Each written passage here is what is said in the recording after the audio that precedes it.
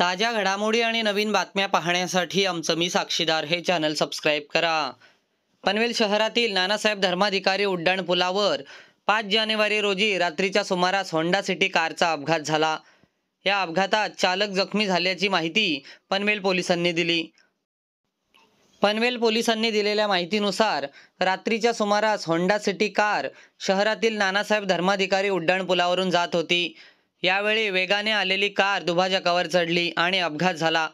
सुदैवाने या अपघातावेळी अन्य वाहनांचा अपघात झाला नाही.